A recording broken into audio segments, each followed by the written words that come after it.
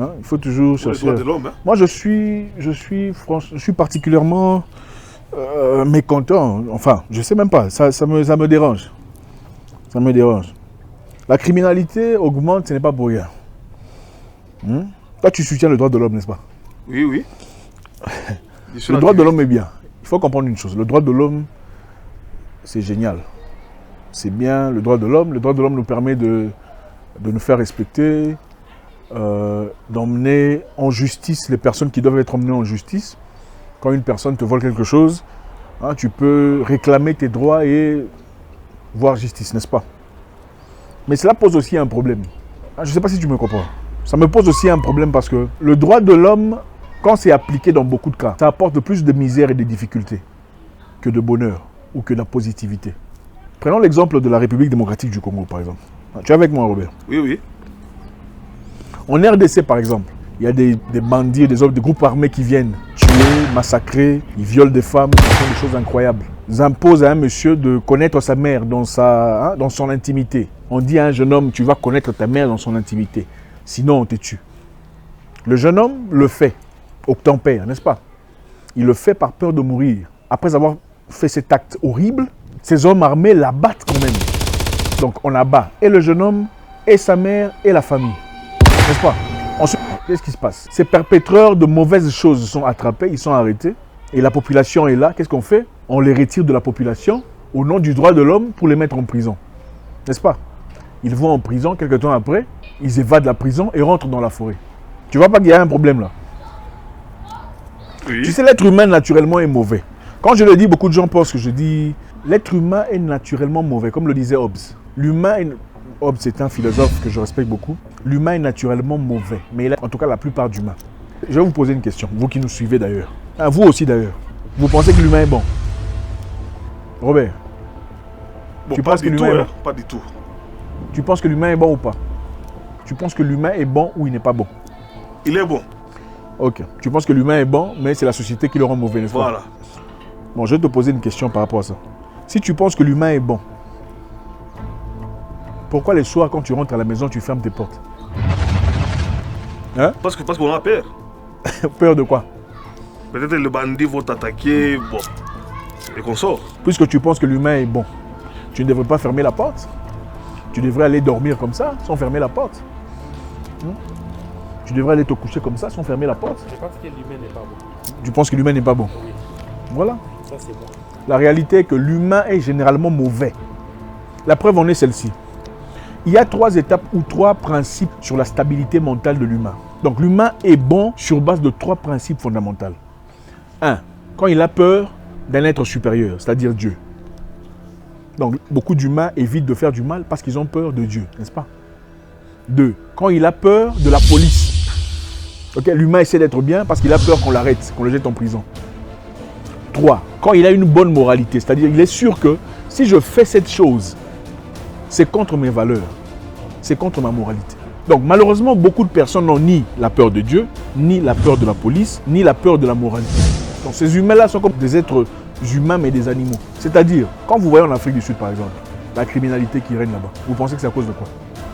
C'est parce que Nelson Mandela a aboli la peine capitale, n'est-ce pas? Il n'y a pas de peine de mort en Afrique du Sud. Voilà pourquoi Johannesburg est comment vous appelez ça? Ça n'existe pas. Johannesburg est la ville la plus meurtrière du monde. Non, parce que il n'y a pas de peine de mort.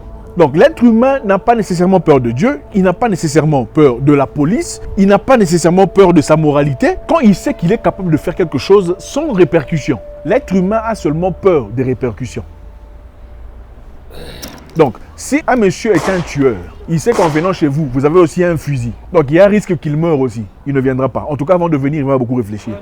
Si un monsieur rentre chez vous et sent que vous êtes en incapacité de vous défendre, il y a de fortes chances qu'il vous batte, qu'il viole votre femme, qu'il prenne aussi votre fille, qu'il prenne votre argent et qu'il parte. Et ensuite, vous tire dessus avant de partir. C'est ça la nature de beaucoup d'humains. Regardez en Afrique du Sud, pour l'instant. Qu'est-ce qui se passe? Ils sont partis piller parce qu'ils disaient quoi? On a arrêté Zuma, l'ex-président. En arrêtant Zuma, moi je ne comprends même pas. C'est ça les motifs. Ok, leur motif c'était que on a arrêté Zuma, il faut libérer Zuma. Mais après, qu'est-ce qui s'est passé?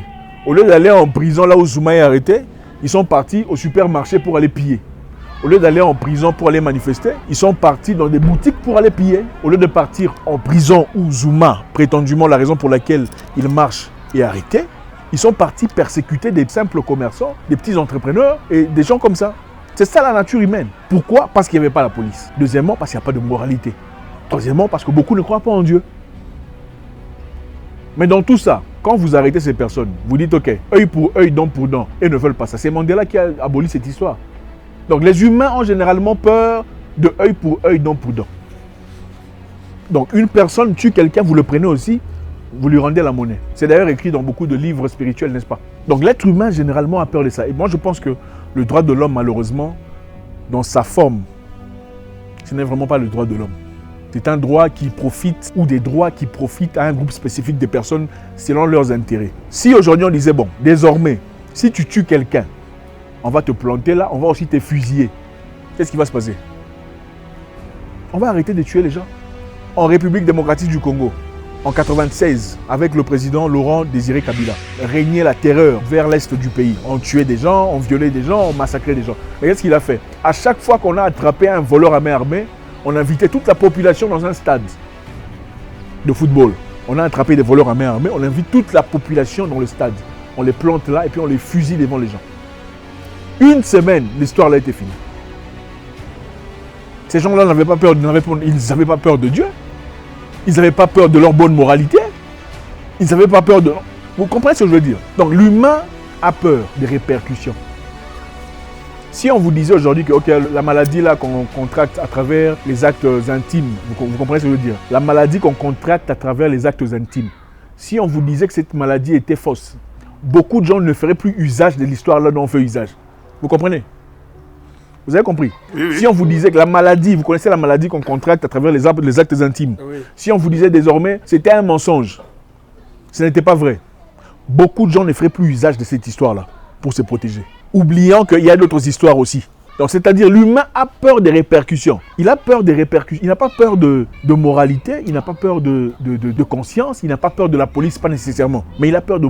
C'est ça. Moi je vais vous donner un exemple. Si aujourd'hui par exemple, on disait il n'y a pas de police, il n'y a pas de police, pas de police. On dit la police est partie en vacances pendant 1 mois ou 1 semaine. Vous savez ce qui va se passer? Aïe, aïe, aïe. Ça sera horrible. Oui, oui. Ça sera la loi du plus fort. Ceux qui sont forts vont aller dominer sur ceux qui sont faibles. Beaucoup de femmes seront violées dans les rues. Beaucoup de jeunes filles seront prises par des pédophiles.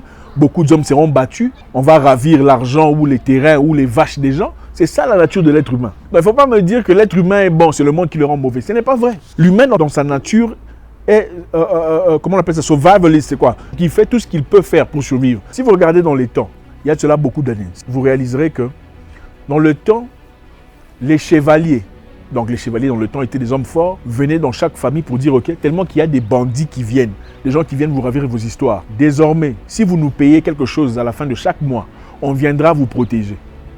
Pourquoi? Parce qu'à l'époque, il y avait des bandits qui venaient dans des terrains, ils venaient chercher des vaches à manger, ils venaient piller et puis rentrer dans la forêt pour aller peut-être ailleurs, dans un autre village et piller. Mais les chevaliers ont dit quoi? Puisque vous êtes là, désormais, nous on peut vous donner la protection. La protection qu'on vous donne, vous allez devoir nous payer à la fin de chaque mois. C'est ça la naissance des compagnies de sécurité. C'est de là que ça a commencé. Si ça a commencé à l'époque il n'y avait pas de police, il n'y avait pas de gouvernement, il n'y avait pas de restrictions, il n'y avait pas de moralité. Les chevaliers se sont donné le droit de devenir des agents de sécurité parce qu'ils avaient compris que l'humain est naturellement mauvais. Et comme l'humain est naturellement mauvais, moi je pense que les gens des droits de l'homme doivent conduire l'humain, laisser l'humain être traité tel qu'il est. Regardez les pays comme Qatar, Arabie Saoudite. C'est œil pour œil, dent pour dent. C'est-à-dire, tu tues quelqu'un, on te tue aussi. Alors les gens ne tuent pas, il n'y a pas de criminalité là-bas. C'est ça. Tu violes un enfant, on te traite comme il se doit. On ne va pas en prison là-bas pour manger des cheeseburgers et des frites. Ça ne se fait pas. Ça paraît dur, mais au fait, il faut être... La loi est dure, mais c'est la loi. D'où l'ex et de l'ex pour remettre l'homme à l'endroit qu'il faut. Pour éviter la pédophilie, pour éviter les attaques intimes, pour éviter toutes ces histoires-là. Si vous dites désormais, si tu fais cette bêtise, on va te traiter en accord avec ce que tu fais. Ces histoires-là vont finir. Malheureusement, les gens des droits de l'homme viennent, oh non, il ne faut pas le toucher. Mais il a tué quelqu'un. Oh, il ne faut pas le toucher. Il y a le droit de l'homme. Donc celui-là, le mort là n'avait pas de droit. Celui qui est mort n'avait pas de droit. Ça n'a aucun sens. Je pense que c'est ça. Donc, j'ai beaucoup parlé. Alors, je vais oui. prendre mon histoire ici. Non, non, il faut arroser le gorge. Non, c'est ça. Oh, ouais, Moi, je pense que le monde serait un endroit meilleur. Malheureusement, regardez, il y a des pays, par exemple. Le droit de l'homme n'existe pas. Hein? Kadhafi, on l'a tué. On a dit que c'était un méchant, un mauvais, tout ça. C'est faux, ce n'est pas vrai. Kadhafi était bon pour son peuple. Ils sont partis bombarder, ils ont détruit. Regardez l'état de la Libye aujourd'hui. Non, non, la Libye, Où était le droit de l'homme? la Libye est détruite. Hein. Où était le droit de l'homme? Le droit de l'homme n'était pas là. Regardez le cas de l'Irak. Où étaient les droits de l'homme? Tous les Irakiens qui sont morts. Il n'y avait pas de droits de l'homme. Donc, on peut nous baratiner, nous raconter des histoires sur le droit de l'homme, le droit de l'homme. Le droit de l'homme existe pour les forts. Quand ça bénéficie aux forts, alors là, c'est le droit de l'homme. Justement. C'est ça donc je dis. Moi, je pense qu'il faut rétablir le respect de l'être humain, dans le sens où, s'il fait des bêtises, il faut le traiter en accord avec les bêtises qu'il fait.